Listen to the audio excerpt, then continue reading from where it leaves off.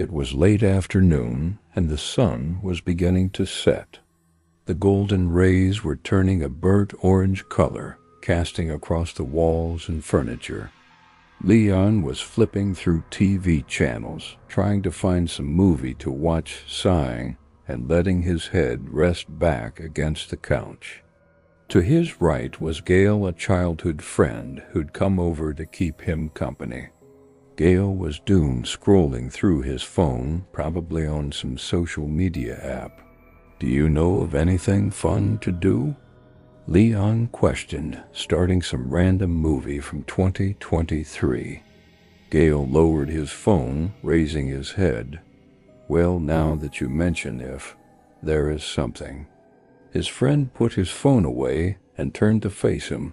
"What do you think about urban legends?" "Urban legends?"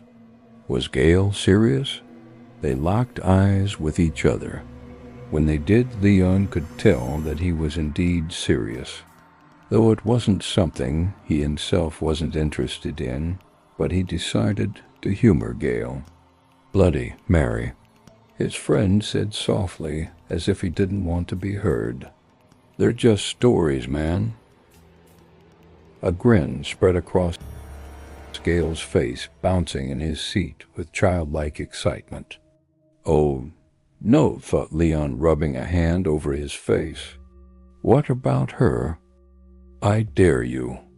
Gail pointed at Leon to summon her. Leon pushed himself up from the couch. "All right, let's get this over, or you won't let it go." Gail hopped up, pumping his arm in silent victory. Leon shook his head and started walking to the half-bath in the front of the house. He just wanted to get this over with so he could put his friend's curiosity to rest. Walking into the bathroom, he shut the door, leaving the light off, staring into the mirror.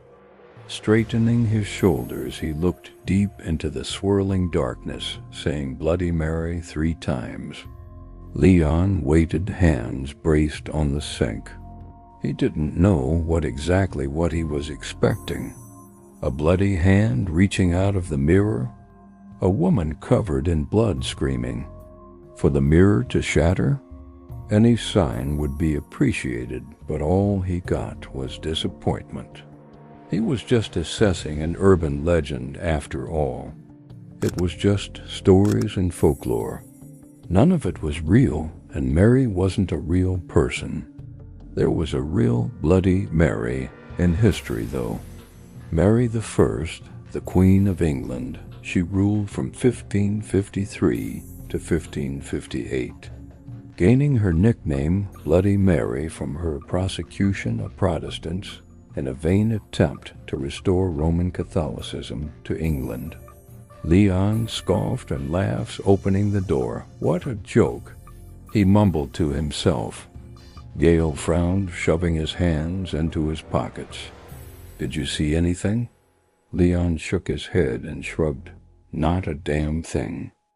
"Man," his friend sucked air through his teeth. "Are you sure?" "Yes, I'm sure." Gail pouted and went to collect his things. "I'm gonna head home." "See you tomorrow?" Leon nodded and walked Gail to the door. Shutting the door behind his friend, he wondered how come he had been so adamant about this legend. Turning off the living room TV, Leon went to his bedroom for a shower in the ensuite to get ready for bed. Upon walking into his bedroom, he couldn't help but feel a chill travel down his spine. Leon couldn't help but feel as if something were out of place. After a shower, he stood in front of the mirror, brushing his teeth. When he lowered his head to spit, something shifted in the corner of his eye. Maybe it was just his imagination, until he heard a faint whisper in his left ear, causing him to back out of the end suite.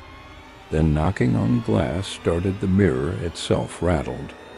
Leon finished and cut out the light, shutting the door. Sitting down onto his bed, he picked up his cell phone from the side table, watching its screen flicker. Is something wrong with the LCD? Sighing, he placed it back down. Maybe he just needed some sleep. This whole Bloody Mary thing was messing with him more than he thought. That his own imagination was playing tricks on him. Cutting off the lamp on his side table, Leon crawled into bed and decided to get some sleep. Closing his eyes, he let himself slowly drift off to sleep. Leon awoke at midnight to complete silence. It was suffocating. Glancing over at his phone, he saw an image of a woman in the dark screen. Rubbing his eyes, he looked again to see nothing. Leon got up, deciding to use the restroom. Upon flicking on the light, he noticed that the mirror had fogged up. Going to wipe the window, he saw her reflection. Bloody Mary. The window fogged up again, and words appeared along with it. You called for me, didn't you? Leon began to panic as he began to cover every mirror in the house, which now began to crack and drip blood down the shattered and jagged pieces of glass. With each reflective surface he passed that wasn't a mirror, she followed him.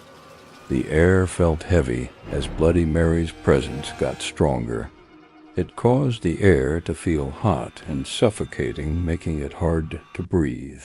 The lights flickered in each room and whispers surround him, as if too many people were speaking at once. The door slammed shut, locking Leon in his room. When trying to open and unlock the door, it wouldn't budge. He cursed under his breath, backing away from the door, running his hands through his hair. Across from him, reaching out from the turned-off TV, mounted on the wall, was Bloody Mary. Leon slowly turned facing the TV and screamed as she lunged forward, grabbing him. That morning, his parents arrived home tired from their night shift at the hospital. His mother walked down the hall to his bedroom, knocking on the door and calling his name before entering. When she stepped inside, she looked across the room, seeing the bathroom light on the shattered glass covered in blood on the ground. She went into the bathroom, avoiding the broken glass, looking for him in the tub or slumped against the toilet, but didn't see him. When she looked up at what was left of the mirror, she saw the burned silhouette of a figure. She trembled, eyes tearing up, knowing exactly who it belonged to. Gale sat at home playing a game on the computer. When his cell phone rang, he cursed aloud, pausing it. He reached over to answer the call, glancing at the caller ID before answering it. Hey, Leon, did you see any weird paranormal activity? He questioned. The response he got was many whispers talking all at once, all of them saying the same thing again. The voices got louder and the lights in his room flickered before going out. Gale cursed, jumping and rolling backwards in his chair. He trembled, licking his lips, as one of the voices, louder than the others, began to chant 3 times. As Gale looked into the reflective surface of his computer screen, he could hear Leon's voice. Bloody Mary, Bloody Mary, Blood Mary. Gale lowered the phone from his ear. His hand began trembling as he could a shadow moving on the screen. It moved from the screen to across the wall. A woman walking with her hands folded in front of her. She walked towards the mirror on the wall, appearing inside it. The glass began to crack and break as drops of blood began to form on its jagged pieces. He locked eyes with her, and a wide grin spread across her face.